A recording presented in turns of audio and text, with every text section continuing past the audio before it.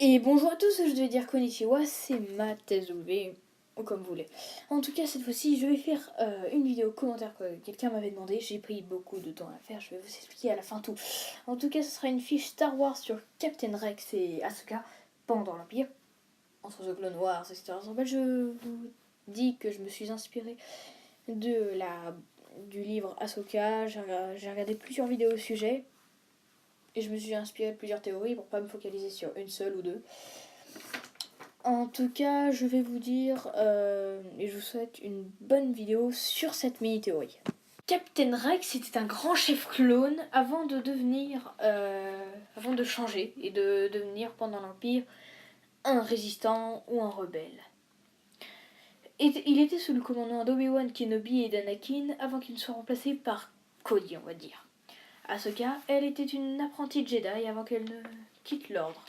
Mais après l'ordre 66, que sont devenus ces deux personnages phares de Clone Wars? C'est à ce que nous allons essayer de démontrer dans cette vidéo. Rex, lui, après le Clone Wars, a changé de caporal et est devenu sous les ordres d'Anakin. Il est toujours resté sous les ordres d'Obi-Wan. Ils ont tous les deux changé, car le commandant phare d'Obi-Wan était commandant Cody. Mais il s'est retiré, sa puce l'obligeant à tuer aucun Jedi quand le Soleil suprême Palpatine disait les trois mots « exécuter l'ordre 66 ». Mais environ 1 heure avant le Star Wars 3, troisième épisode, il a retrouvé Ahsoka Anakin, qui avait quitté l'ordre Jedi dans Clone Wars et qui vit justement Anakin pour la dernière fois sans brûlure. Anakin, lui, dut partir parce qu'il venait d'apprendre qu'un Jedi lui signalait l'enlèvement de Palpatine, le chancelier suprême. Ce qui nous ramène à Star Wars 3. Après l'ordre 66, qui est ordonné et exécuté, Rex ayant enlevé sa puce, il vit d'autres clones essayer de tuer Ahsoka. Rex tua les autres clones et aida Ahsoka à s'échapper. Elle dut se faire une couverture pour ne pas se faire tuer par les troupes du Nouvel Empire. Comme elle avait quitté l'ordre Jedi, sa couverture serait facile. Mais non, Ahsoka se réfugia sur Rada, où elle travailla en tant que réparatrice de moteurs et de droïdes. Elle vit ensuite l'Empire essayer de prendre sa planète.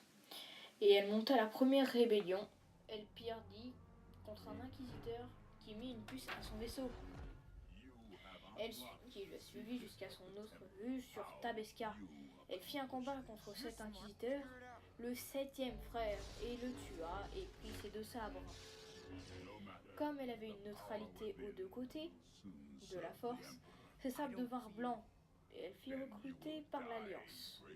Elle accepta et devint une survivante Jedi du pseudonyme de Falkron. Rex, lui, se fit recruter par les troupes qui n'ont pas été justement recrutées par l'Empire. Et ayant enlevé leur puce avec Wolf et non pas Cody, il resta dans son char d'assaut et on le retrouva dans Clone Noir justement. En tout cas, je vous dis merci à avoir regardé cette vidéo. Laissez un commentaire, ça me fera extrêmement plaisir. En tout cas, moi j'ai passé 2 heures à faire cette vidéo, à écrire le texte, c'est autre chose. En tout cas, abonnez-vous, je peux pas dire tout le blabla habituel et tout, voilà. Abonnez-vous, laissez un com, dites-moi vos théories que vous voulez que je fasse sur Star Wars, ou d'autres, même d'autres jeux, je veux bien. Hein. Par contre, m'embêtez pas avec Undertale, je déteste. Non, vas-y, faites ce que vous voulez, je vais tenter de découvrir.